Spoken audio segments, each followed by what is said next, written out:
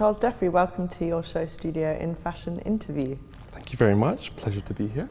Your night Loverboy, let's talk about how that evolved from that specific moment in time. Why was it able to kind of flourish as it did in 2014? It was my 24th birthday party. A friend of mine, Juancho, who used to work at the George and Dragon with me, so I was working in there.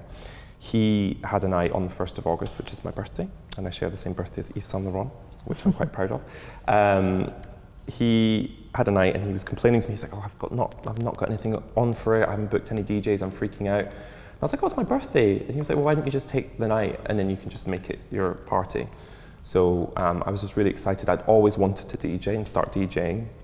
I was living with my friend Catrice, and we were like kind of like coming up with a concept for it. I was like, let's make it like those nights that we used to go to, because it kind of had London had another kind of dead period in those kind of spaces where you were kind of able to really express yourself and dress up.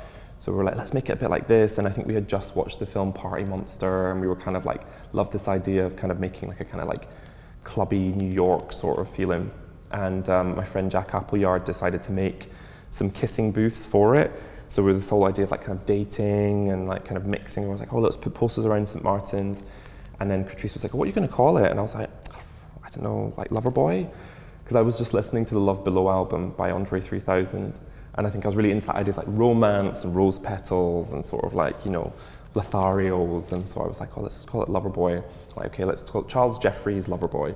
And then it continued. And the next month we did like a kind of Warholian portrait, sort of like, self-service sort of kind of like thing. I was trying to get all my friends to look like those portraits, and then we used that as a campaign. And I really like the idea of having these kind of like editorial campaigns with each one. And then yeah, I just started working with different people in St. Martin's, like with my friend Gareth Wrighton, who's now at Dazed.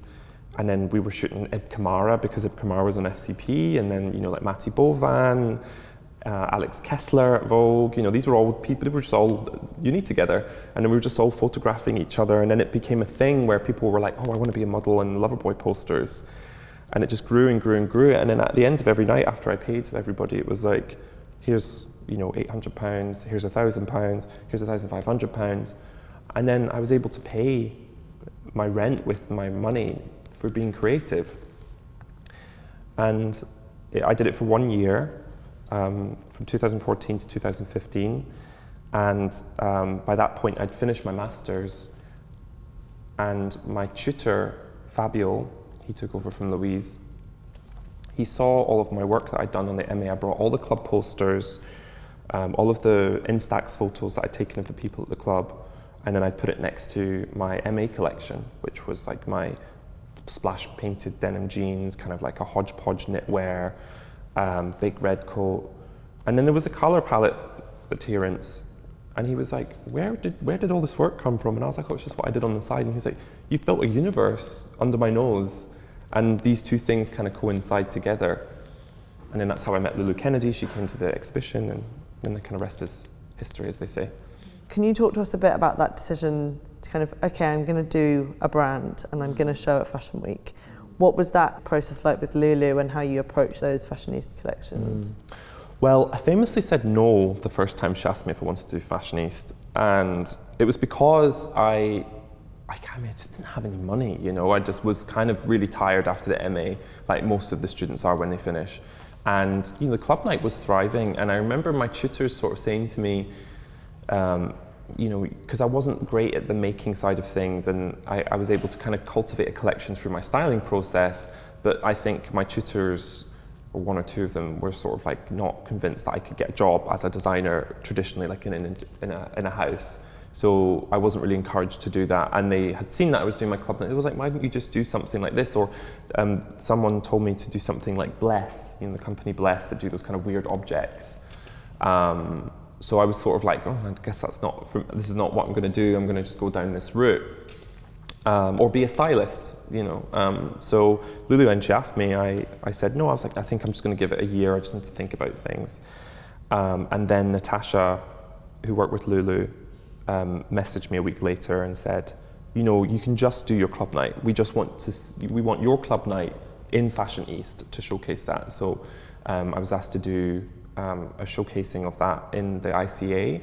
So we created like a structure in the center of the room, the kind of cinema room in the ICA, and had all of the club kids that were kind of part of Loverboy like on a stage, and then I kind of remixed my MA collection with like loads more painted garments, and then I'd done a project with Savile Row, and then we had like a Savile Row tailored jacket that I'd kind of cut up and reconstituted together.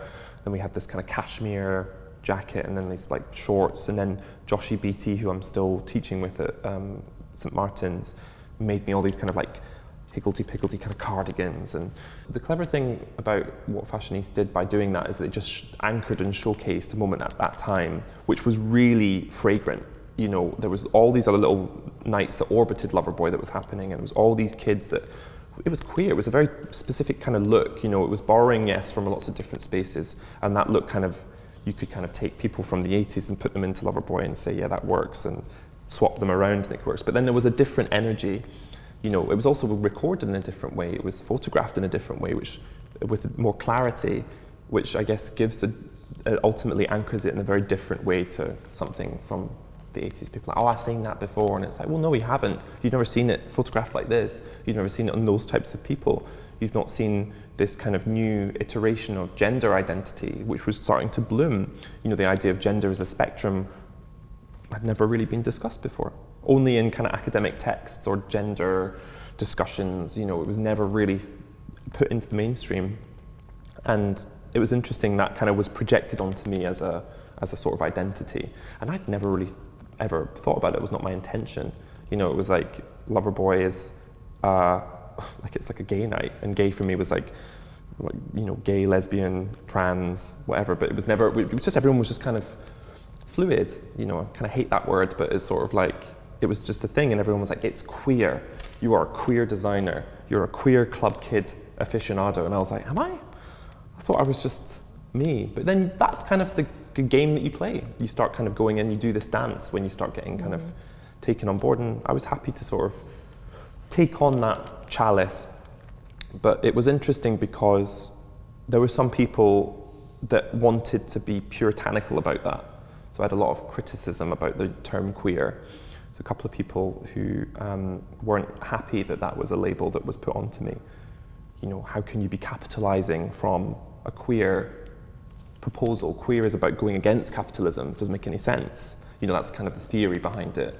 But I mean, it doesn't make any sense to dictate what queer is if queer is a constantly evolving, shaping, forming thing. Why can't queer be something that is capitalized on? It should be, because people should be able to make money to survive through being their true selves. How did it kind of begin to evolve into a brand, and then how has that kind of matured and changed over time with you and with the community? The people are such a big part of Loverboy. Yeah. Well, I've always said that fashion is like a lighthouse. So there's a light that always shines on a certain thing, and it will come round, and there'll be times where the light is on you, and there'll be times where the light is not on you as much. And you can either chase the light and constantly try and keep it relevant and go down that route, or you can just be completely fixed as you are and just cultivate and, you know, materialize a sort of like framework that people can kind of come back to. I think about people like Walter van Beirendonck, for example, who has consistently been the same vision and reiterating, and is timeless in a way, you know, that kind of look. And for me, it was interesting because, you know, I suddenly had this huge wave of validation, this huge kind of like, you know, I was everywhere. I was doing like ID documentaries. I was literally in probably like, I remember one time counting all of the editorials that I was in and features that I was in 1 month. You know, I was like, I'm in 5, 6, 7, 10, all these kind of things. And, you know, I was suddenly in stores, like Dover Street Market picked me up, famously put me all into their stores. And it was amazing, you know, you kind of just start cultivating it. But I think I was always desperate to make it work for me as a business because I didn't have any money. You know, I don't come from a wealthy background, so I had to make this work as a financial thing. And I think the beauty of not necessarily being a great garment maker meant that I had to think about product always, because I was always kind of taking existing products and then subverting them either with my illustrations or taking the pattern from something and then twisting it, or kind of actually taking the actual garments and upcycling them. So I was always thinking about a wardrobe. I wasn't like draping an abstract shape, or, you know, doing something that was maybe very innovative and people are like, what the fuck is this new thing that I've seen? But it was actually product that then could be shopped. So even from my first collections, you could buy into that. It was products that people recognized, but that had a subversion. And, you know, like I do get the criticisms of like, oh, Charles is just a stylist, not a designer. I'm like, well, why is everything so definable? You know, like, I am a designer, I'm a creative director, I'm a stylist, I'm a musician, I'm anything I want to be, you know. But in the end of the day, it's product. So we always had a very strong identifiable thing. And I think I've always been really interested in kind of like archetypes, or like the idea of codes. Like I watched all these style.com videos of like Tim Blanks talking to all the designers and talking about codes. And like I was like, what are my codes? You know, and then suddenly like thought about tartan as a thing to kind of anchor down. I started calling things like Loverboy polka dot, Loverboy logo jumper, Loverboy beret, Loverboy footwear, platform. You know, like you start kind of thinking of them as kind of brand identity things. It wasn't like always like the storytelling going through every garment. It was like, okay, I'm really interested in these things, and then how can I put them together then to create a character. Who is that Charles Jeffrey Loverboy customer now? Is it the same? Is it different to 10 years ago? How have you seen that customer change, evolve, stay the same? There's a lot more of them, which I'm very grateful for. The first customers were that were kind of, I would say, our full Loverboy fans were in the Japanese clients, who were obsessed with, I think, our kind of like punk look that we had at the very beginning. There was a couple of small stores in like Kamamuto, for example, the gent shop, tiny, tiny, tiny store, but did big buys, and it would sell out. And you would have these kind of kids around Kamamuto wearing full Loverboy, kind of like the historic leather jacket, or the kind of puffer jacket, like a 16th century sort of like French frock coat. And they wanted to know exactly, you know, how it was sort of belted, or how it was buttoned, and, you know, if we had accessories that were on the runway, if they couldn't buy it, like, where can we find this? I think one time we sold them bungee cords, literal bungee cords, but then sold a label onto it, and we sold them for like £90, like a bungee cord, but they just wanted the one that I had chosen. So it started with this kind of very obsessive sort of like Japanese, like exacting customer, and now we have, you know, different customers in different territories. I'm sold in like 100 stores worldwide, over 100 stores worldwide. And, you know, we have different territories and people wear different things. In America, we're worn by a lot of rappers. So, you know, there's a lot of kind of POC clientele who wear our clothing, basketball players, Cardi B, Nicki Minaj, Megan Thee Stallion wears the hats and jumpers to work out in. And, you know, it's interesting that, so in America, North America, it's like that. And then in Italy, it's a very different proposal. Tomorrow London are Italians, they've got like a network there. They buy the tailoring.